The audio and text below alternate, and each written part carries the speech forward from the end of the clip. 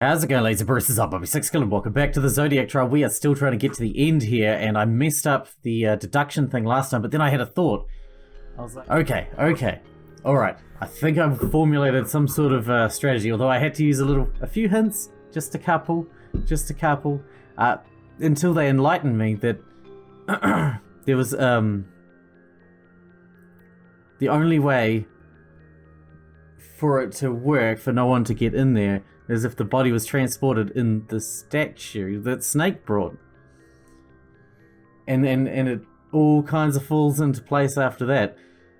If that's the case, the only one who entered the room that could have stuffed the body into the statue after the statue was placed in there, the only people that entered the room after that were Rooster, Sheep, and Bunny. Bunny found the body. Sheep immediately called the police. So it has to be Rooster. Rooster has to be the killer. And if you consider that, then when we did the first round of the Zodiac bid, Rooster took the Tiger of Spades. Sorry, the Tiger of Spades, as did Monkey. I think they're working together. Because there's no way that one traitor can orchestrate it, right? So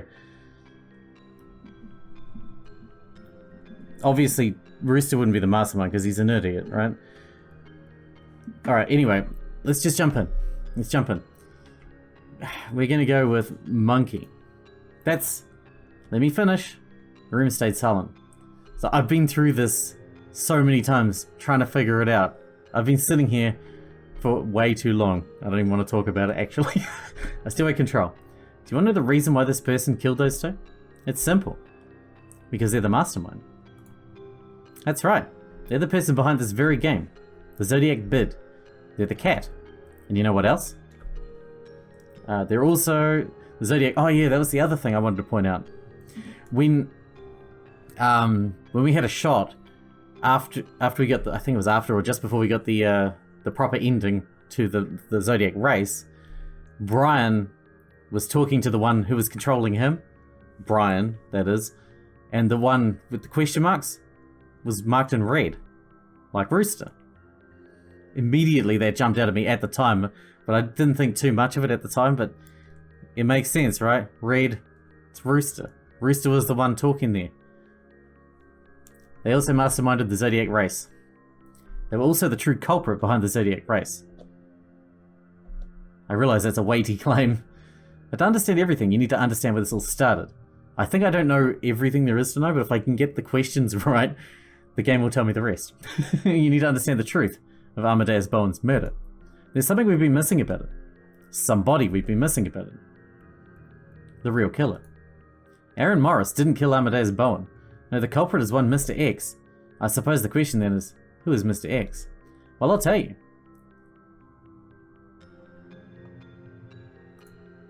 It was somebody not with us at the moment, but somebody we all know quite well. Now, I'll explain how that fits together. Hold on, Mouse. Are you thinking clearly? You just leveled a lot of accusations. Most of them don't make a lot of sense. Are you feeling okay? I'm feeling just fine, Monkey. The question is, are you feeling okay? It must be unnerving, the truth being so close to being exposed at this point.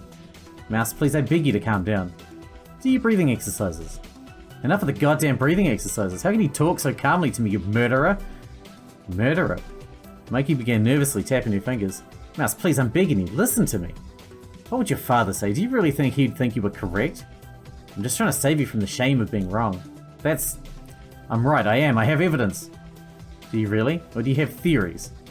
Your father had evidence. He was correct. But emulating him and being wrong? That'll just bring you shame. I'm right, damn it, I am. I said this, but for some reason my energy was being sapped. Monkey said it with such conviction that I started to waver. Are my theories really any good? Mouse, you're not your father. You're not correct. You're gonna feel shame if you continue. My faith began to dwindle, with everyone's eyes on me. Was I about to be a fool? Was I wrong? Monkey, would you please at least allow Mouse to make her accusations first? Ox? Mouse, I can't say I know you too well. However, in the short time I have known you, you've shown yourself to be quite bright. If you're convinced that Monkey is the culprit, then make your reasoning known. Frankly, nothing Monkey has said has swayed that conviction. It was barely a coherent point. Yeah, you're right, Ox. So can it, Monkey? If you're innocent, you should let me speak. So this is how it shall be. Oh, look at that face. Interesting. Very well then, I'll listen to what you have to say. But Mouse, you're accusing me of something quite heinous. To be so cruel to a friend. Surely your logic is airtight, right? If it isn't, I'll be sure to point it out. I bet you will. Monkey? I'm sorry, I'm still interrupting you. Please, be heard. Okay, I will. You know, they only turn into the arsehole version of themselves when they're backed into a corner. So, you're pretty much proving your own guilt. Good, it's good to be heard.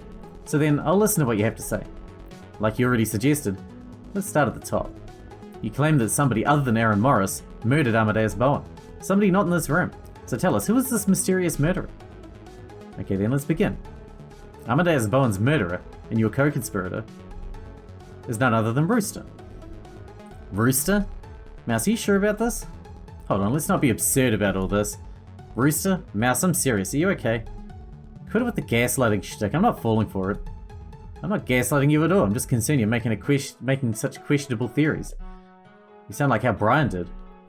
But I said I'd hear you out, so I will. Though I have to wonder how you'll go about proving an absolute buffoon like Rooster somehow managed to commit the crime of the decade while avoiding detection. So go on. It's actually not too complicated when you think about it. First off, let's give Rooster credit. He's a lot smarter than he comes across. He's a hell of an actor. He's been stalking Bowen for a while, vaguely aware of what he had been doing. And on the day he got an appointment with the man, he figured it was the perfect opportunity. The night before, he swiped Bowen's MasterCard in the bar's restroom. What's this? How do you intend to make such a claim? Surely Rooster couldn't pull off something like that? Monkey's right, Mouse. How could he have taken the wallet, pulled out the MasterCard, and put it back in Bowen's pocket in the restaurant? He never had to do all of that. He simply swapped Bowen's wallet with one of his own. A wallet of his own? Like I said, a lot of preparation went into this. This wallet of Rooster's will become relevant later, but for now, let's just leave it as this was how Rooster got his hands on the MasterCard. The following day, he used his MasterCard before climbing up the stairs to enter the security room and mess things up. Then he went upstairs and was directed to the right waiting room. There, another appointment for Bowen was waiting. However, he needed to get away. So he feigned illness to get to the restroom right before Sheep would go down to the first floor to get breakfast, as usual. In the bathroom, Rooster finally put the first of his many devious tricks into play. The wallet he swapped with Bowen had a speaker installed in it. Through the speaker, he intimidated Bowen, talking about how he had proof of Bowen's blackmailing schemes. This was likely a bluff. Rooster probably only had generic suspicions about Bowen's actions brought on by how Bowen was blackmailing his parents. However, Rooster was a good enough actor to convince Amadeus Bowen that he was in trouble. Rooster ordered Bowen to do something in his office first, and then to open his office window and make his way to the storage room by climbing on the windows. Now, hold on just a moment, Mouse. Surely you're aware of how absurd this all sounds. How could you possibly know this much? I don't. A lot of this is guesswork. The details of various places could be completely wrong. I'm just weaving a narrative. I'm not vouching for it to be 100% authentic. Even still, Mouse, you're not making sense. Amadeus Bowen isn't a man who would climb across windowsills just because a random voice told him to. There's creativity and there's absurdity. That's... Now, Monkey. What do you have against creativity? How boring would theories be if they weren't creative? Snake? Apologies for stealing a spotlight, Mouse. Just thought I'd chime in. To Monkey's point, I imagine Bowen wasn't in the habit of such things, hopping across windowsills. However, if he felt like his entire livelihood was being threatened, some minor physical exertion is fairly meaningless. More importantly, it wasn't a 300-foot drop. It was a second-story building. Bowen was still a man still in shape. Something like this was nothing. Alright, Snake's exactly right. So then Rooster then went to meet with Bowen in the storage closet. Snake, you're signing off on this? You were on watch, right? Surely you would have seen Rooster through the window. Not at all. The thing is, door windows have a fatal flaw.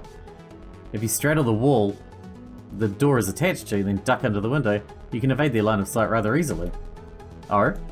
Thinking about it, yes. Yes, Mouse is correct. If Rooster moved like that, he'd quite easily have gotten around my sight. Seriously? Fine. So then what next? Rooster confronted Bowen in the dark closet. There he intimidated Bowen into doing two key things. Afterward, Rooster had no use of him. It was time for Rooster to move on with the murder part of his murder plot.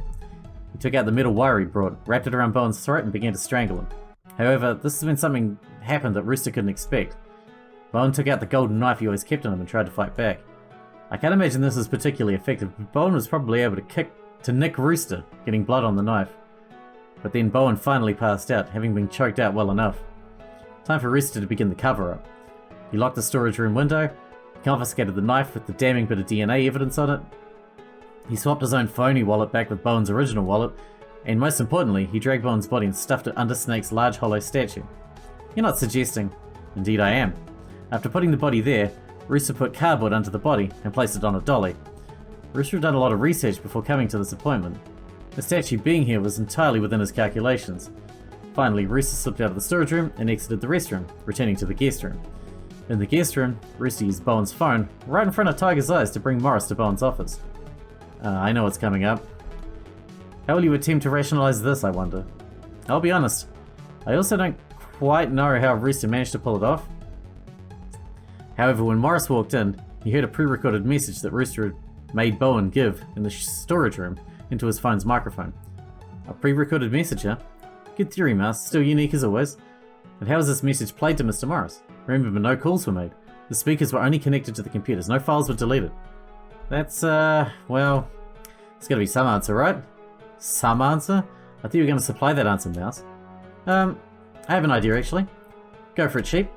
Well, I know this sounds kind of dumb, but if Rooster was really prepared, he could have done something like programming his own innocuous-looking website.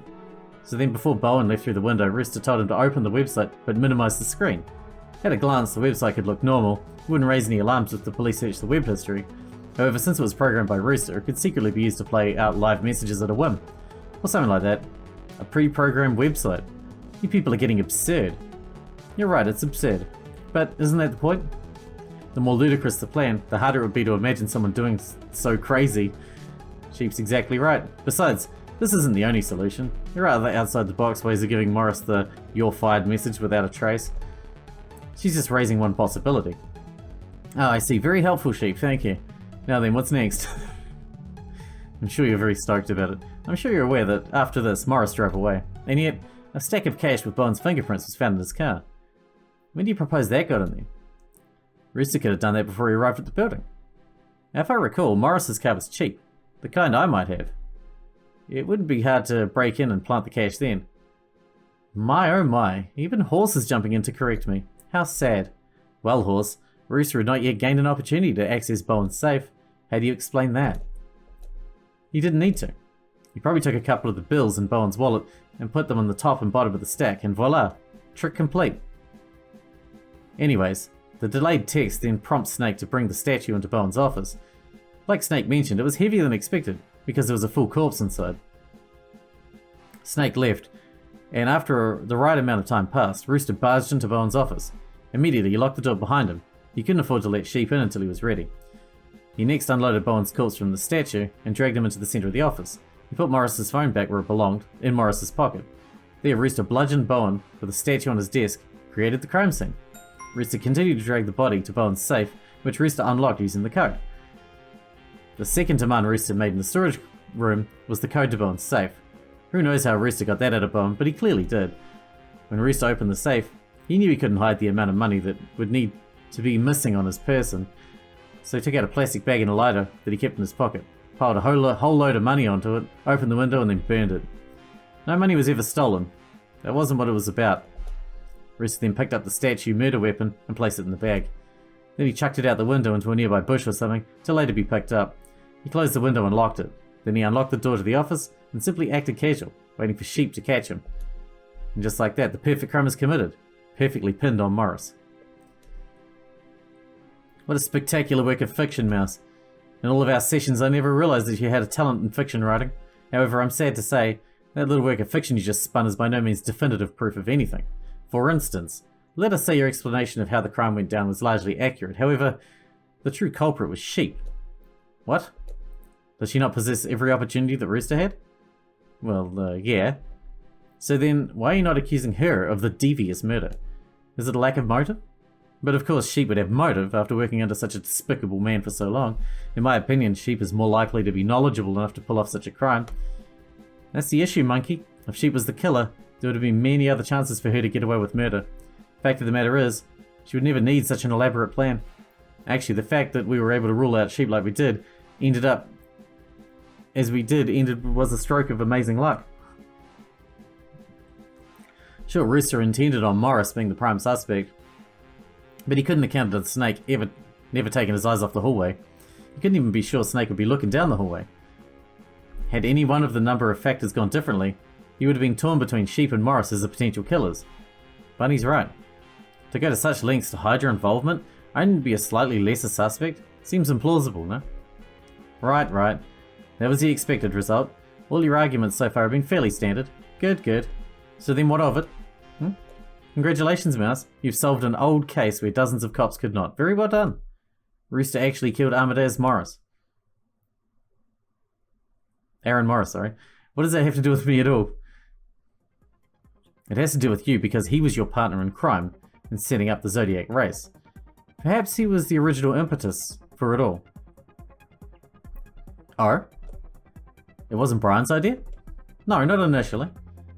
And why did Rooster set up such a laborious incident? I can think of a number of reasons. For one, Rooster's career had been flagging, hadn't it? He was on the cusp's edge of irrelevance. Something was needed to revitalize his career, some major incident that would thrust him into the limelight as a hero. I think the Zodiac race certainly qualifies. There were also some people Rooster would certainly appreciate being dead. However, as already seen, Rooster is a complete paranoid perfectionist. Just to kill one man, he came up with a thoroughly elaborate plan to divert all suspicion. And even that wasn't enough. After all, there were 3 people who threatened to ruin everything for him, weren't there? First up, there was the local gang leader who directly saw him the night he stole Bowen's MasterCard. Maybe in an attempt to not have eyewitnesses identify him, Rooster left the restroom through the window or something. And in doing so, Dragon got a very good look at Rooster, and he knew that. But he didn't know that Dragon was entirely wasted at the time, and wouldn't remember the incident in the slightest. Wait, something like that happened? There was also the issue of Amadeus' son, who had proved to be incredibly unstable. He was investigating the case on his own, convinced of his dad's innocence. Worse, perhaps Rooster's stalking, revealing that he was bouncing theories off Snake, and the other person who could ruin it all. After all, Snake was the one who could attest to the weight of the statue, could attest the out-of-place cardboard box under it. He must have been so confused why he never brought something like that up beforehand. You didn't know that Snake was so out of it at the time that he barely noticed those details? But at this point, Snake was the only one who knew such details. As long as he was alive, he posed a threat. You're saying this is done to kill 3 people? That seems incredibly elaborate. Why would Rooster go to such lengths? Well, first off, it's worth noting that Rooster planned on being a super famous star. If that were to ever be the case, a case like Bowen's hanging in his past would be a glaring weakness. If a sliver of proof remained, his stardom could attract reporters who would dig into matters and might find witnesses like Dragon, like Snake, like Brian. But you're right, were that it, this whole thing would be incredibly unreasonable. I'm not going to claim to know all the answers, Monkey, but I would guess he was influenced, just like Brian was influenced into starting this killing game by you. I thought you said Rooster came up with the killing game. Rooster came up with the need for one, but like I said, the reason this whole thing would work would be because you'd lure someone else to do all the dirty work for you. You were Brian's therapist, right? It was no mistake that he winded up the way he did, was it? You led him there. You didn't discourage fantasies like the Zodiac race. In fact, you were his accomplice in setting all that up, weren't you? And once he'd gone so far as to prepare things like the collars, the coding for it all, you knew it was time to strike. The reason why a bunch of more deserving people weren't thrown in the death game was because you needed to leave room for 5 people. Yourself, Rooster, Snake, Dragon, and me. And you? And me. For whatever reason, you decided I was also someone that needed to be involved in all this. For whatever reason, you also decided I would be another person you would have to clean up after. You know your logic is strong when you have to start it with, for whatever reason. And surely Brian would have objected to this, no? He would have. Which was why before you could hold your own personal voir dire, you actually killed Brian long before the actual Zodiac race could start, through poison perhaps. Ah yes, with poison, you caught me. But in all seriousness, you expect anyone to believe this? In case you forgot, Rooster and I were participants. How could we be hosting a game like that? In case you forgot, the majority of the game was automated, with many messages pre-recorded. Perhaps the trickiest part was during the big speech at the beginning with everyone crowded together. It was critical you establish early that this thing was being puppeteered by someone else, someone who was alive. So you showed a live feed of Brian's corpse, with his face covered in a mask, and the butterfly tattoo meaningfully exposed. But in setting it up, you asked for us to do one key thing. One thing that was awfully unnecessary that never really came back up again. We were all supposed to sit down, face the screen, and put back on our animal masks. It is my belief then that you had customly rigged it so that once you put on your animal mask, monkey, a small microphone inside the mask, or perhaps in your collar, was put through a voice filter and played on the speakers. That's why you set things up the way you did. But if that's the case, you surely would have heard me speaking. We might not have. No, you definitely would have. I don't think so. I wasn't sitting that far from the group. Then you were whispering, weren't you? You whispered, but the program raised your volume. I always thought the Jade Emperor's intonation was off. I would suppose you had any proof of this claim, Mouse? Oh, of course I do. Isn't it odd that you were the only one not to speak a word during the Jade Emperor's speech? Mouse, that's not proof of anything. Apologies, but I wasn't feeling particularly chatty at the time. Fine, doesn't prove anything other than the possibility that I'm right. Still, that's enough. Anyways, from there you made sure that between you and Rooster, at least one of you was usually away from the group. You managed the game through the custom app each of you have on a phone. More to the point, a lot of the game was run automatically. However, when you tried to set it up, where you'd kill both Dragon and Snake, making it seem like they operated each other's tablets, you were unable to make a move. That's because Dog and Bunny gathered everyone and put you both in constant surveillance. I find it funny that my co-conspirator, the one you think who was equally behind all this, is now dead. Does that not act at some point in my favour? No, you're just cleaning up your mess. Not really. After all, he wasn't behind this game, nor was Brian, or some other third party. You were. Oh? I can't claim to know why you did it, Monkey. If I had to guess, you simply got a taste of hosting something like this and you did it for some sort of sick enjoyment. Whatever the case may be, you didn't inform Rooster of what you were doing beforehand, which is why you reacted so poorly. And you established that this was being run by a third party early on by using the opposite trick than what you used last time. In fact, this time you were the only person to interact with the cat, because the cat warmed up with the device strapped around your chest and threatened everyone else to be silent. Of course, she made everyone else be silent. You couldn't reveal that there was nobody on the other end of the microphone. That little interaction you had with the cat, pure theatre, recorded and rehearsed. And what next? Are you going to claim that I used my position as mastermind to rig the game? You didn't explicitly break the rules, but like Snake, you definitely played a rigged game. You grabbed the Tiger of Clubs, and Rooster took the Tiger of Spades. He didn't know you'd actually gotten it at the time, though. At some point in round 2, you secretly told him to give his card to Dog. Scared of being revealed, he complied. Meanwhile, you discarded the Tiger of Clubs back onto the communal table. That's the only way the actions of the game could be explained. The deception of a pair of traitors.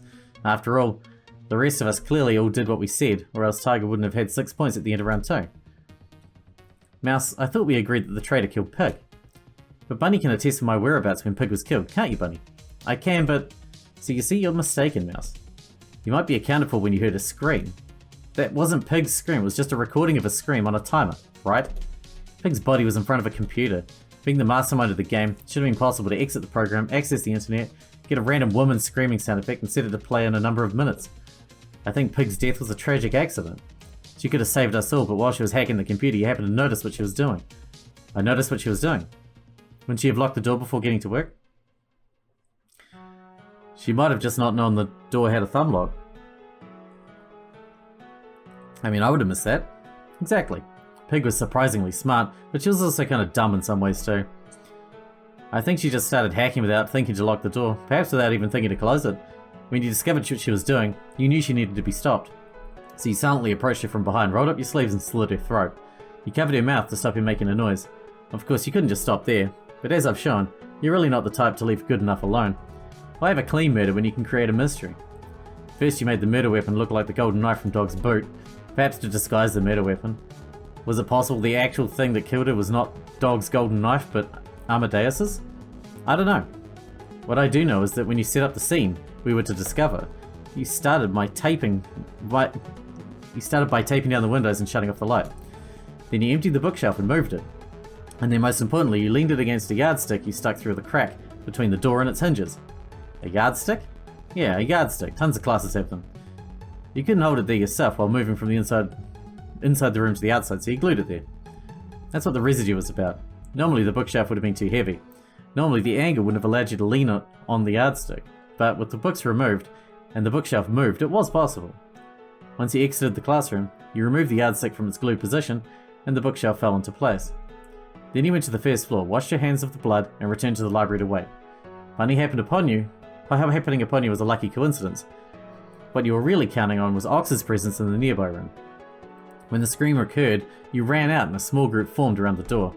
Being the last to enter the room, you were able to apply glue to it as you entered. And in that darkness, you were able to shove me to the side and frame it on somebody else already inside. I do have an observation, Mouse. This is a very good method of murder you've invented. However, could Bunny not have used it in my stead? He has the same opportunity as me. Nah, dude may be a douche, but he's not the killer. I was listening when Snake was talking earlier, something about the room being locked. I'm guessing that was your doing, huh? You didn't want anyone stumbling across the scene while you're still setting it up. Only thing that makes any sense, at least. Now here's where it gets good. Snake says that after he came across the locked door, he went down to see Rooster and Bunny. That's when Bunny leaves, and has this window of opportunity you're going off about. Don't you get it? He ain't even free until after the killer must have been in the room. Oh my dragon, believing in Bunny and listening to Snake? How far you've come. Hey, fuck you. Dragon explained it well. You're the one who could take advantage of this trick, Monkey. And that brings us to Rooster's murder. He was probably sick of your shit, to be quite honest. He pulled you into the library to ask you what the hell you've been thinking with this whole other death game, and now killing Pig. He decided at this point he was more of a liability than anything else, so he struck him with a nearby heavy book. Rooster collapses and fell down by a desk. Meanwhile, you're looking for an appropriate weapon. You landed on a pen. Gripping the pen, you leaned down and stabbed Rooster in the neck twice. Then, before someone could find you, you left the library and went downstairs. However, the incident had gotten blood on your right hand, so you made your way to the restroom and washed it off. Ah, so that's your theory. And it's a little sloppier than I would have liked, with some potential holes, but I suppose it works. Well, you've gotten a lot of reasons as to why I'm the big bad villain. Anything else you want to tack on? Oh, right. Just now I figured out what Dog's dying message was. His dying message? Oh, the 3. He did it with his hands. When he covered his mouth, he was referencing hear no evil, see no evil, speak no evil. He was trying to signal monkey to me. Ah, I see. And the other hand? The one that was showing 3 fingers? That wasn't 3 fingers, it was an M. M for monkey. Very clever. Alright then. Your work was a little sloppy, relying entirely too much on guesswork and simply being wrong on a number of matters. However, you also managed to reach a conclusion about 2 rounds sooner than I thought you would have. So I guess I'd give this a passing grade if I were to evaluate it. It was fun enough to watch someone break my work down like that. Then this means... Oh, you've not gathered it by now? Mouse was largely accurate in her hypothesis. A wave of unease washed over the crowd. It was a strange blend of indignation, surprise, and fear. But for me, there was an added element. It's a shame, though. Now that the chaos was starting to sink in, I plan on having some more fun with you all. Preying on your weaknesses, getting you to turn on each other. Well, I suppose that's no longer possible. Why? Why, Monkey? I trusted you. You were always a good therapist to me. And that means I'm innocent? No, of course not. I guess I never knew you well enough. But still, at this point, don't you at least owe us an explanation? I thought you just gave us an awfully long-winded explanation. Are you sure you want to hear it from me? I want to know what would drive you to do something like this. Okay then. I suppose it would be a nice exercise to run through things a little more clearly. Now, where to begin?